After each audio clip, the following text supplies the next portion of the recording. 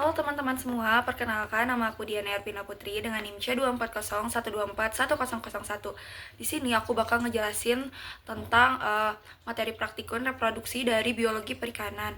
Nah, untuk apa sih tujuan praktikum ini? Ini untuk agar mahasiswa memahami bagaimana kebatangan gonad dari salah satu jenis ikan. Reproduksi ikan umumnya merupakan seksual atau fertilisasi eksternal pembuahan di luar tubuh induk.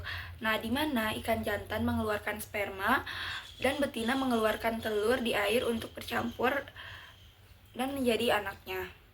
Nah, adapun SOP yang perlu dibawa untuk praktikum tersebut yaitu yang pertama kita harus membawa kertas A5 untuk kuis dan pulpen biru untuk menulis catatan yang materi, dan yang keempat itu ada jas lab, terus ada masker, terus kita harus menggunakan MTEK MSP, ada juga alat bedah 1 set, dan kita membutuhkan cawan petri sebanyak 3 buah, dan kita juga membutuhkan hand sanitizer, counter, sheet pribadi, dan sarung tangan latex. Nah, ada juga untuk buku catatan. Nah, dan untuk sheet dan untuk SOP kelompok kita membutuhkan satu kain lap atau kanebo sebanyak 1 buah, terus handphone 1 unit untuk mendokumentasikan, ada juga tisu gulung dan trash bag ukuran besar sebanyak 5 buah untuk sampah-sampah setelah praktikum, dan ada juga sheet kelompok dan goodie bag sebanyak 1 buah. Nah, pada saat proses pembedahan untuk berisi gravimetri, yaitu yang pertama kita siapkan untuk itu alat bedah. Setelah alat bedah dan ada gonad yang ingin ditimbang terlebih dahulu dan dibagi menjadi 3 bagian, yaitu anterior, middle, sama posterior, dan masing-masing harus ditimbang sebanyak 0,1 ml, 0,1 gram, dan itu pun harus pas. Setelah ditimbang, kita masukkan 3 bagian tadi ke dalam 3 cawan petri berbeda. Setelah itu kita masukkan aquades sebanyak 5 ml.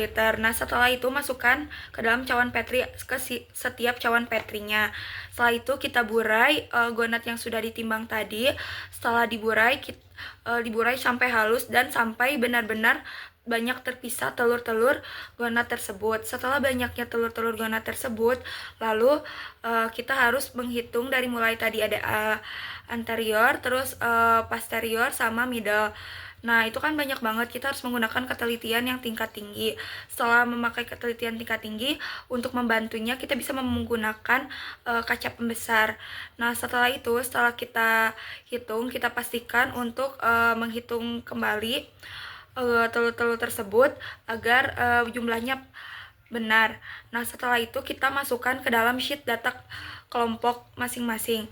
Nah, setelah kita masukkan kepada sheet kelompok masing-masing, lalu kita hitung dari mulai rata-rata, terus kita harus menghitung dengan rumus fekunditas.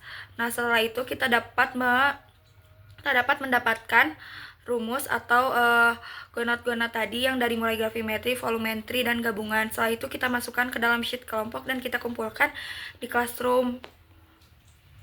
Nah, ada 3 prinsip reproduksi yaitu untuk menghitung tingkat kematangan gonad. Yang pertama ada gravimetri, volumetrik, sama gabungan. Nah, kebetulan kelompok aku tuh berjumlah 12 orang, dimana 4 orang itu dibagi menjadi 1 prinsip. Nah, kebetulan aku sendiri mendapatkan gravimetri, di mana aku harus menghitung gonad tersebut dulu dan ditimbang. Kebetulan gonad yang aku timbang itu sebesar 2,4 gram. Nah, setelah itu kita bagi 3 dan menjadi 3 bagian, yaitu ada interior, middle, dan posterior. Setelah itu kita bagi menjadi 3 bagian dan sebanyak 0,1 mili. Nah, untuk ditimbang terlebih dahulu. Setelah kita timbang, lalu kita burai ketiga gonad tadi yang sudah ditimbang, dan setelah diburai kita hitung telur-telurnya. Setelah kita hitung, kemudian kita akan mendapatkan banyaknya telur-telur tersebut dan kita masukkan ke dalam rumus fekunditas agar bisa menjadi data pertumbuhan sheet kelompok tersebut. Segitu dulu yang bisa aku jelasin. Terima kasih. Bye-bye.